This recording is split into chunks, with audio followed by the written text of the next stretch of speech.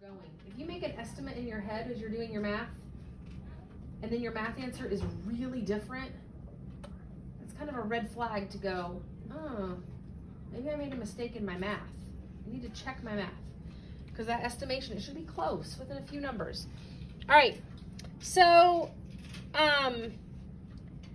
it's appropriate to estimate an answer when an exact response is not needed. Let me get my pen out.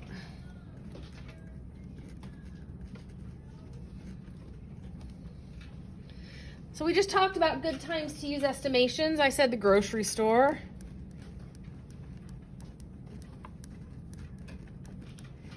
And I said party planning.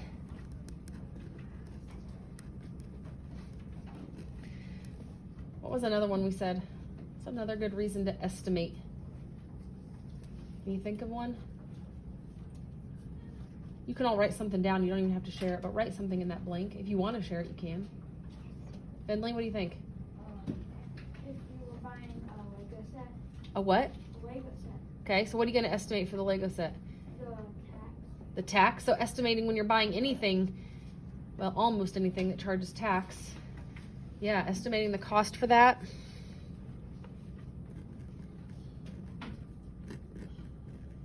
So price with tax. All right, here's an example. A club collected canned food for a charity. The girls collected 99.7 pounds of food, and the boys collected 85.3 pounds of food. About how much food has been collected? Do you think if we're doing a can drive, it is important to know the exact weight of the food that's gotten collected? Do you think the food pantry cares exactly how much it weighs? No, not at all. So just knowing about how much is a good thing. All right, so we said the girls, I'm going to highlight these. You don't need to highlight them, but just so we can see our two different numbers. We have the girls collected 99.7 and the boys collected 85.3. Good job, girls.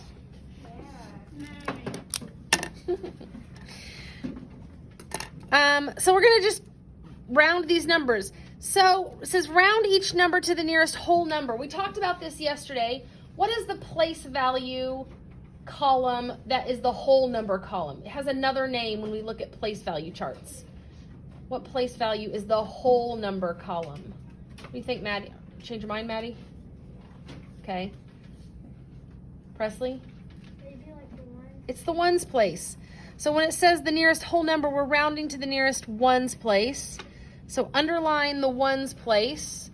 And then think about what digit is the bossy number that tells that 9 what to do. 7. The 7 is our bossy number. And what does 7 say? 7 points its finger at the 9 and says, you need to go up. So the 9 becomes a, everybody? 10. And so we're going to put the 0 there and carry the 1, and 9 plus 1 is 10. So the girls got about 100 pounds of food. Good job, girls.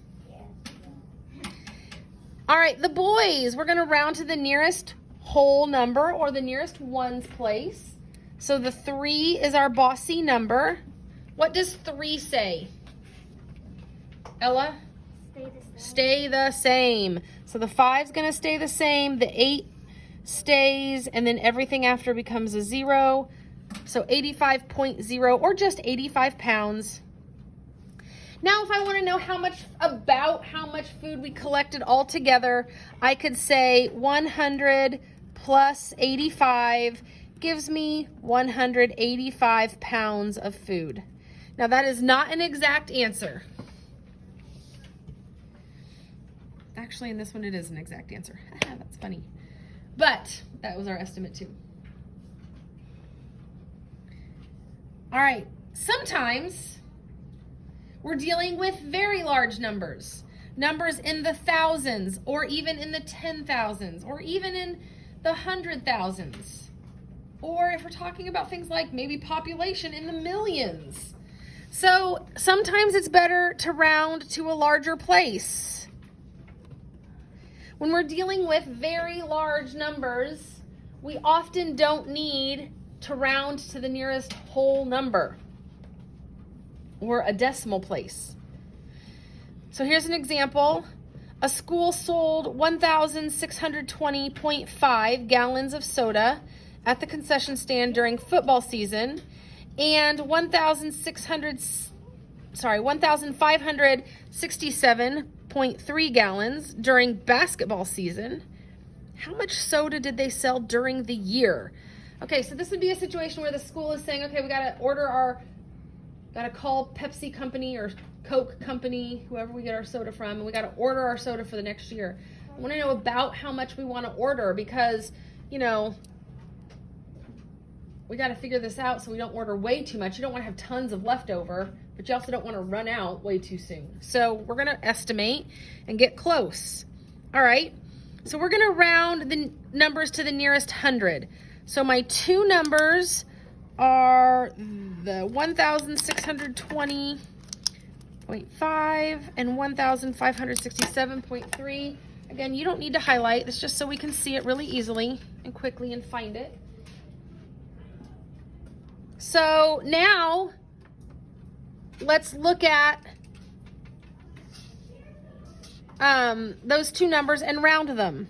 So we're rounding to the nearest 100. 1,620.5. What digit is in the hundreds place?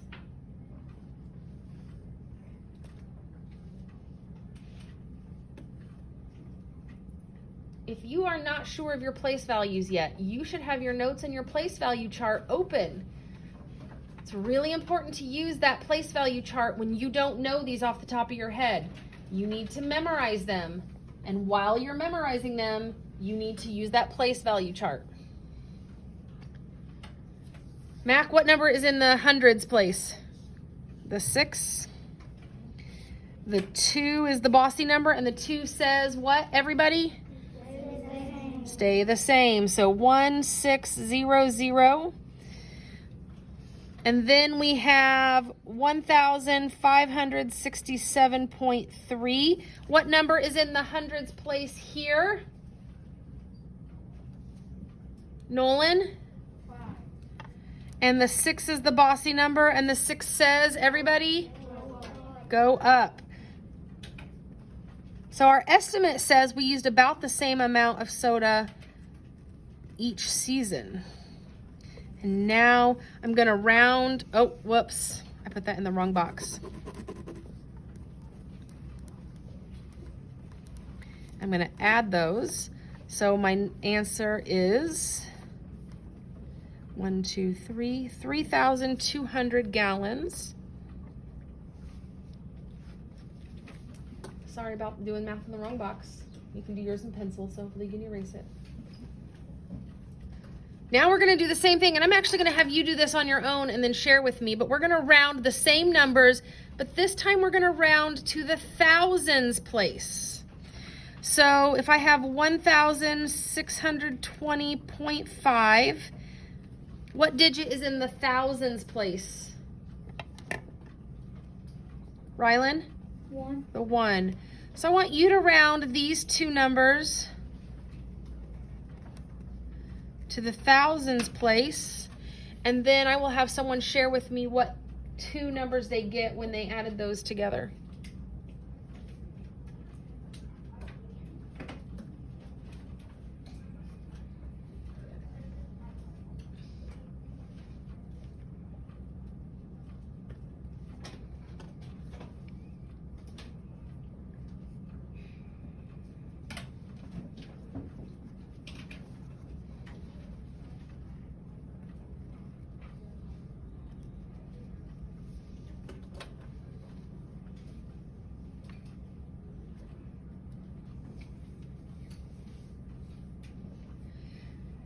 Mia, what did you get for the first one?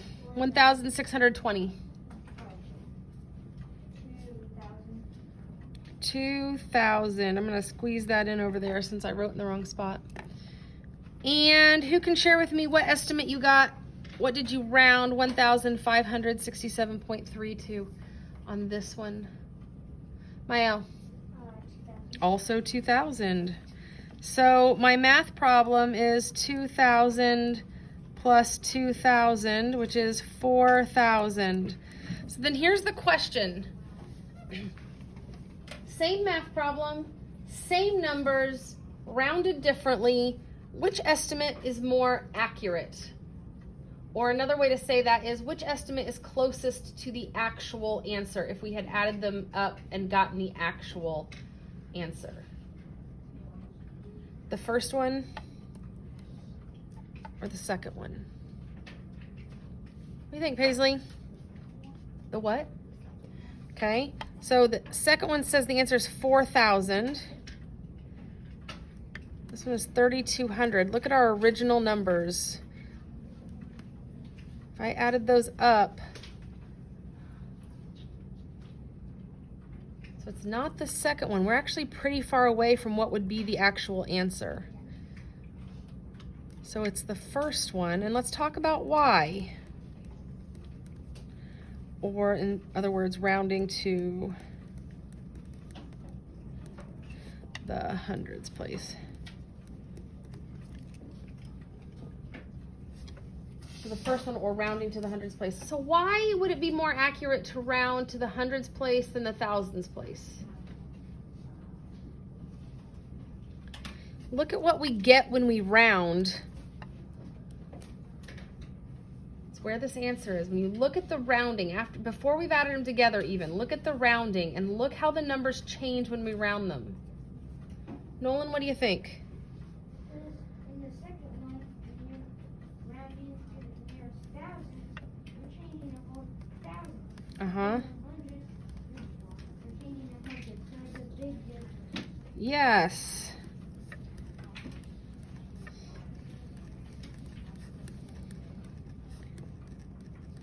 So when you round to a smaller place, the number changes less.